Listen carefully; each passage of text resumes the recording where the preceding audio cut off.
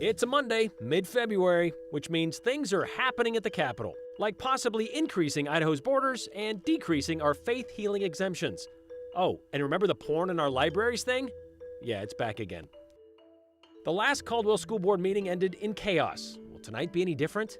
Well, maybe a list of rules sent out by a religious advocacy group out of California might help the locals handle themselves. And the media.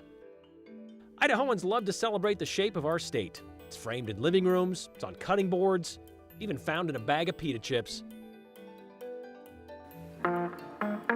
No Super Bowl hangover at the Capitol today on this Monday following the big game. Lawmakers up early today at work for a long day of getting new legislation introduced because, well, today is a deadline of sorts to stop introducing legislation in most committees. So yeah, there was a mad rush to get some things in before it gets too late. Some committees are still going to have some new legislation heading into the rest of the session, but today, that deadline is pretty strong in many committees and in most cases. Okay, so a lot of big items to discuss from this Monday following the Super Bowl. We got faith, we've got porn, we got school content. Joe Paris has, well, everything about all that. Yes, and there's a lot to dive into, Brian, so let's just get through the rigmarole right here. If you want to talk about dinner conversation topics, here's a collection for you.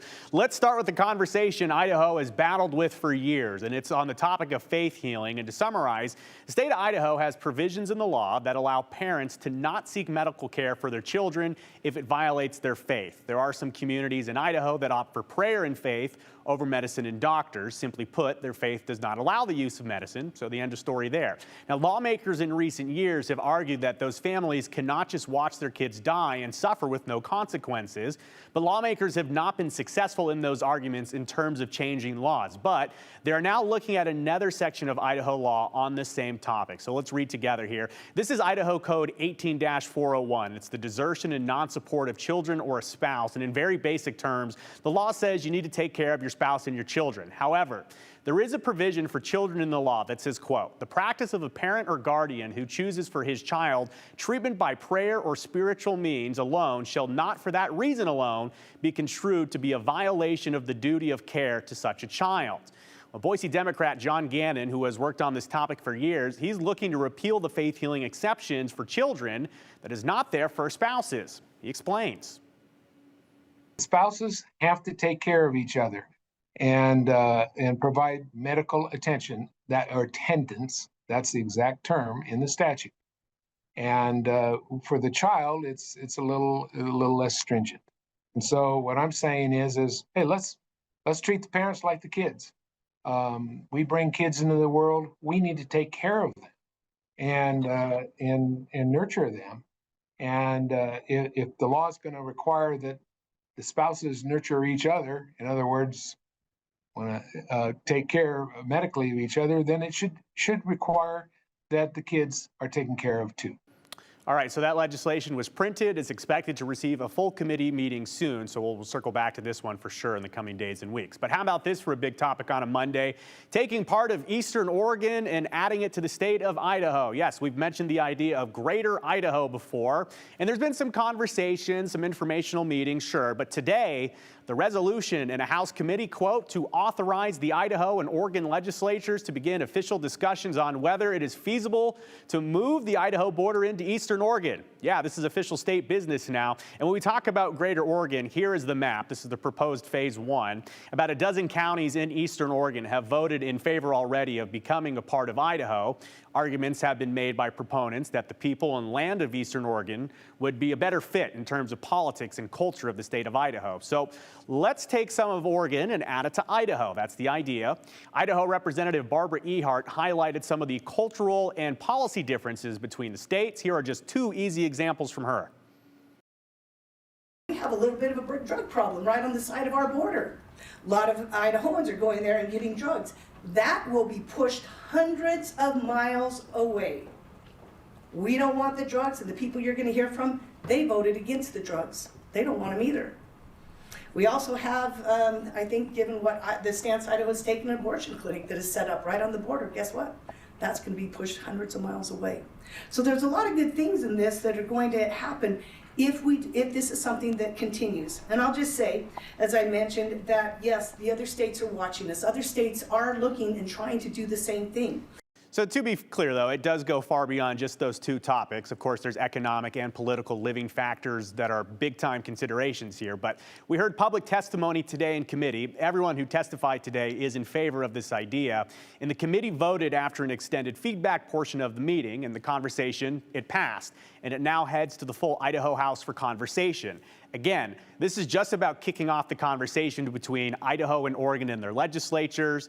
Greater Oregon advocates say they are pleased, though, with the action here today. Well, we're pleased. This was a great result. It shows that the Idaho legislature, the legislators, they understand this is a solution that makes sense. It's a solution that we need to have this conversation. And I think this result today, moving it forward to a full House vote, is exactly what we wanted. And we are very confident that, they understand why this makes sense. We're all about matching up people to government that matches their values and that they want. And if we let Eastern Oregon become part of Idaho, Eastern Oregonians get government they want. Western Oregon, which is very like-minded and very similar, would have the government that they want. And the political tension goes away because everybody has what they want, that they need for their communities. So to be abundantly clear here, this is in the preliminary phases of even discussing the idea. There is an absolutely incredible amount of work and agreement up to the congressional level that would need to happen for this to ever really become real. But long journeys, they need to begin with small steps. We'll keep an eye on this one. Sticking just right now, though, with regular Idaho, how about new curriculum for school students in the Gem State? And maybe this school content conversation is less controversial than others.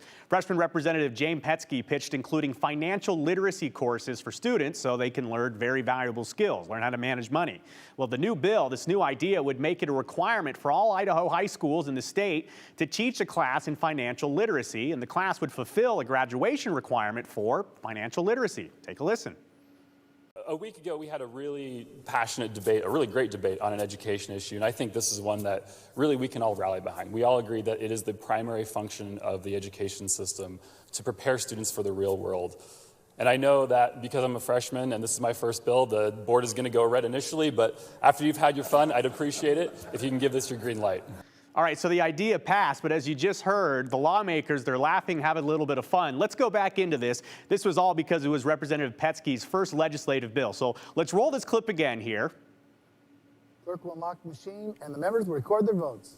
All right, so watch this board quickly. You're going to see the board. This is the official voting board in the Idaho House. It's going to go pretty red there. This is a little bit of a welcome to the show moment for Representative Petsky. You can see maybe this is a controversial bill. It's not going to pass. Well, as Speaker Moyle says, is everybody sure about their vote? You see almost everybody, including that final nay. They all go green. So there you go. A little bit of fun there on the House floor this morning. That passed 66-0, and it'll now head over to the Idaho Senate. But to wrap up this legislative Monday for you, finally for you on an action-packed Monday, remember last year, House Bill 666? It was better known as the Porn in Libraries conversation. Well, House Bill 666, it looked to prohibit the distribution of harmful materials to minors in Idaho. Well, that conversation is back after House Bill 666 did not pass. This year, it's called House Bill 139, and it is a little bit differently, but it's the Children's School and Library Protection Act, and it aims to require public schools and community libraries to, quote, take reasonable steps to restrict children's access to material that is obscene or harmful to minors. Any minor child who would access such material in violation of the policy would be entitled to bring a civil action against the state, the school, or library. Bill sponsor, Representative Jaron Crane, had this to say. This piece of legislation seeks to protect minors against obscene or harmful material in public libraries. And seeing how these public school and community libraries are funded by Idaho taxpayer dollars, it is in the best interest of our state that these institutions make a reasonable effort to restrict access to children when it comes to these materials in libraries. So with that, Madam Chair, you have the RS before you, and I would ask that you introduce it and stand for any questions. Okay, so all of that was just some of the things today. A lot of stuff we didn't touch on, but major conversations on those topics that will be set up for debate in the coming weeks as well as the coming years. But Brian, of course, anything here on the 208 that the people at home want us to dive into, send us a text message. A lot for us to get into just here on a Monday. All right, thank you very much, Joe. All right, so the Caldwell School Board of Trustees Our meeting again tonight will be the first time back together since their last meeting was called off due to unruly audience members and safety concerns. The elevated discussion that night was concerning proposed policy 3281, the gender identity and sexual orientation policy, which would lay out how the school district will handle transgender students. And basically, schools would not stop a transgender student from using a bathroom or locker room which corresponds with the gender with which they identify. As we also laid out last month, this policy is already in place in several school districts across Idaho. And after all, the Caldwell School District Board of Trustees believes, quote, in fostering an educational environment that is safe and free of discrimination for all students, regardless of sexual orientation, gender identity, or gender expression, end quote. So to get ready for tonight's meeting, 3 churches, one from Caldwell, 2 others, Calvary Chapels from Meridian and Star, coupled with an advocacy group from California. The Values Advocacy Council put out a plan for Caldwell. That's what they called it. A flyer explaining what they want protesters to do both inside and outside tonight's board meeting. Let's take back the valley, our valley, says the flyer from San Jose. So we wanted to highlight some of the tips they offer, including how and when to roll your cameras and what colors to wear to look like you're there to support the policy, when in actuality, you're going to change clothes once you're inside to be as crafty as snakes, they say. First, from the plan inside, let's be Christ-like the entire time. Never raise our voices, and when the other side speaks, we should listen quietly, especially if it's kids who have been brainwashed by the left, they said. For those outside and who may be approached by members of the media, the flyer points out they are not on our side. They claim we, the media, are looking for 2 things: the weird, crazy person and the mean, angry person, as it says. So don't be that guy. Instead, answer questions with nuggets like this. For 6,000 years, they said, of human history, kids never thought they were transgender. For 6,000 years? And they were fine. Where do you think that idea is coming from now? They may say, I don't know. To which you're supposed to tell that reporter, you're a reporter. Why don't you do some research like good reporters used to do? 6,000 years. At the end of the flyer, Neil Mammon, the president of the San Jose-based VAC, sums up what he believes policy 3281 to be. He says, 1, it forces girls to let boys into the girls' locker rooms. Forces girls to let boys into the girls' locker rooms to shower with them. Forces girls to allow boys to sleep in the same room as girls on school trips. 3, it forces teachers to hide from parents the fact their kids have been brainwashed to think they are transgender. And 4, it encourages kids to think they are transgender if they feel awkward. It forbids any alternate counseling. However, after speaking to Caldwell School District board members and reviewing the policy, it actually does none of those things. Let's ignore that last one because, well, it doesn't really make any sense. But let's look at the others, like the policy clearly spelling out how, if a transgender student wants to use different school facilities, like a restroom or a locker room which corresponds with their gender identity, they and their parents must meet with the principal to develop a plan to meet the needs of that student. And a transgender student, or quote, any other student who has a need or desire for increased privacy may be given that option of using a separate or private restroom or changing area. As for school trips, it says any students may ask for alternative sleeping assignments. It's already taken care of. Teachers hiding something from parents, that was the other thing. Well, it also says when contacting the parent guardian of a transgender student, school personnel should use the student's legal name and the pronoun corresponding to the student's gender assigned at birth unless determined by a previously developed plan. Unless determined by an already developed plan. So maybe it's to avoid a teacher outing a student to their parents who isn't ready to do that yet. How do they handle such situations now? According to a district spokesperson, accommodations have been made for privacy for all students already.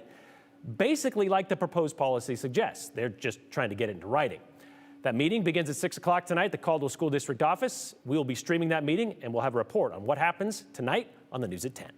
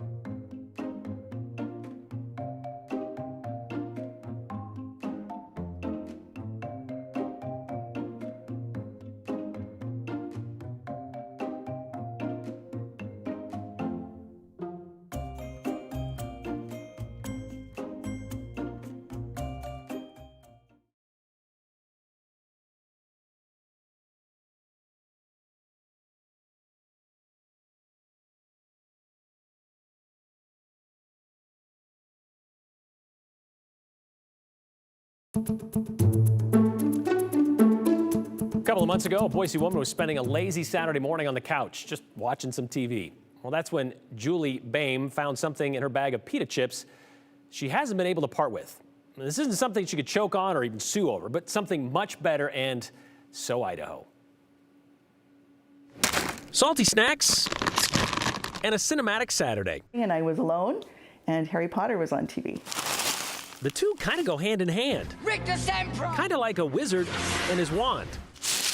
But perhaps only that combination could have conjured up the curio Julie Boehm was about to bring out of her bag of pita chips. And I pulled out the chips, and I pulled this one out, and I went, wow, this looks really a lot like the state of Idaho. Is this where I say Accio? Came right out of the bag. Came right out of the bag like that, yeah.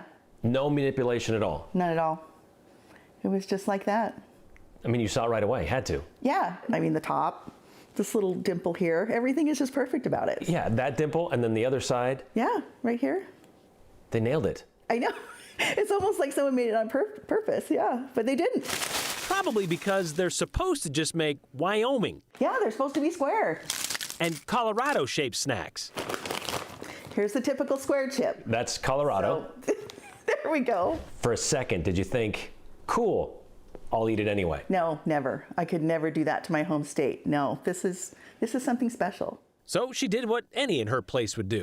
She snapped a pic of the serendipitous pita. I mean, if it were found in Washington, someone probably just would have eaten it, but no, it came to Idaho. So this has to be a special chip. We need to do something special with it. Julie suggests putting it on the market to feed the hungry. You know, wouldn't it be great just to auction this off and get some great money to contribute to maybe the Idaho Food Bank Warehouse or something in Idaho where we can help our neighbors? Idaho helping Idahoans.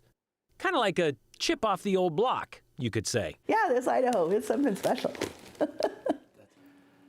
You know, that chip would have been perfect. It'd have been potato instead of pita, but we all know that. Julie hasn't decided yet what she wants to do with that chip or how she will do it, but she's sure she wants it to help raise money or in some way help struggling Idahoans. So how unique is this chip? Well, when we were getting video of that bag of pita chips, we randomly pulled out a chip of our own.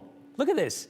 It's like the shape of Idaho, except it didn't have the straight edge. It's not as perfect as Julie's, but it's possible. Is that how it looks? There it is. Yeah, it's possible to find your own, so I guess you can look for your own.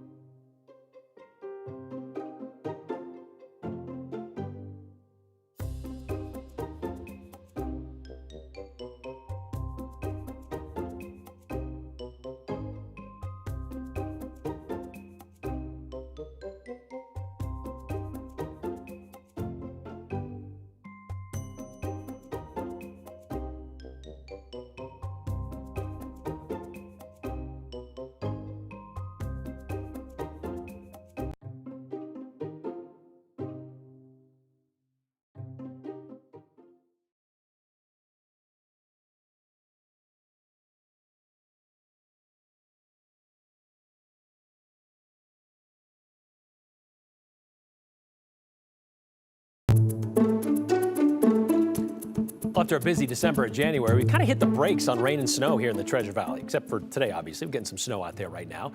Our neighboring states to the west, though, they continue to see round after round. Today, we're answering your questions about why sometimes that rain and snow doesn't quite make it to us. Our meteorologist, Sophia Bliss, explains. You may have noticed that when wet and busy weather slams the Pacific coast, a lot of that moisture doesn't make it to Idaho.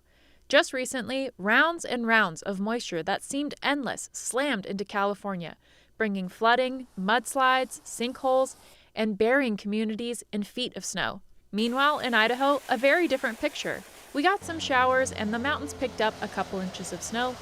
Part of the reason for that has to do with the path the moisture takes to get here. On its journey inland, the moisture has to go over several mountain ranges. As the air approaches the mountains, the only place for the air to go is up. The air parcel has to lighten its load. The air cools, and so the moisture condenses out as the air goes over the mountain. The air heads down the leeward side where it warms and dries. You might be familiar with this principle. Your KTVB meteorologist mentioned it from time to time. It's called orographics. If the storm track comes in directly from the west, the moisture has to cross the Cascade Mountain Range, the Blue Mountain Range, the High Lava Plains, and the Owyhee Mountains. The moisture lessens each time it passes over a mountain range. So the heavy rains that Oregon and Washington see end up being much lighter when they make it to the Gem State. All right, so orographics, also called the rain shadow effect, right, Bree? Yep. It can be, as if we get those storm systems coming out of the southwest, then you lose a lot of that moisture. Sorry, pointing in the wrong direction here. 15 years in this career over the Owyhee Mountains, Brian. Pretty cool stuff. So, okay, so the stuff that's coming in now, where's it coming from? It's coming in from the northwest, as well as some polar air. So while we made temperatures up to near 50 degrees today, that happened earlier in the afternoon. And as Brian mentioned before, it's snowing outside right now. That cold front has come through and it has done its business. Our current temperatures are in the low to mid 30s through the Treasure Valley right now. A little bit milder down through the Magic Valley, but your turn is coming very, very soon. You can see the winds have picked up along and behind that front, bringing in that colder air, moving in again out of the northwest, tracking to the southeast, and it is snow all throughout the Treasure Valley. Though we aren't looking for anything in the way of significant accumulation, there could be a coating to a dusting already on grassy surfaces. Paved surfaces, roads should remain wet and slushy because you can already see the backside of this snow working through in some drier conditions moving through Ontario right now. So eventually this will all calm down. Some clearer skies to be found through central Oregon, but the Cascades are really getting it. If you want to talk about orographics, looking for 1 to 2 feet of snow through the Cascades as this moisture and colder air pushes in. A reminder that it is still winter. May still be a few more snow showers into the overnight hours. Then it becomes all about the wind for tomorrow. A look at the snow potential, 1 to 3 inches for our central mountains, including the McCall area as well as the Stanley area. Our highs tomorrow on the cool side of things, but as I mentioned before, with gusts 30 to 40 miles per hour, it'll feel like the numbers that you see here. So the wind chill will be a factor for Valentine's Day. Here's a look at the 7-day forecast, recovering closer to seasonable temperatures toward the weekend before another chance of a round of rain and snow for the beginning of next week. You can always find the freshest forecast at ktvb.com. We'll be right back.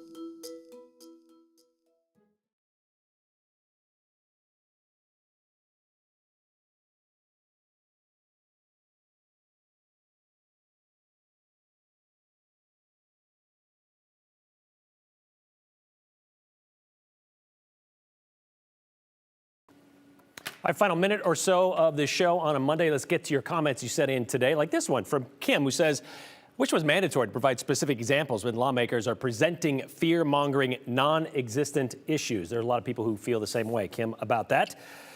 We try to provide some of those here as well. Wait a minute. I thought we were opposed to California values infiltrating our state. Talking about the California-based advocacy group that is putting out rules on how to handle the Caldwell School District board meeting tonight. Again, all of this kind of being trumped up by an advocacy group out of California in San Jose. At all libraries, public, school, academic, all kinds of libraries, materials need to be clean for adults too, just not for children. Porn needs to be banned from all libraries. Will there be a bill for this? I sure hope so. It's becoming a real problem that's becoming worse. The name got cut off on that one, but there already is a rule that they follow, obscenity laws and clauses that they follow that aren't in the library. You won't find Playboy or Penthouse magazines in the library, at least out in the public like that. So they do follow those. They're just talking about other materials. Do the book burners have TVs in their homes? Allow their kids to access social media? There's a lot of bad stuff there. Come on, Brian. They've had chips like that for 6,000 years, right?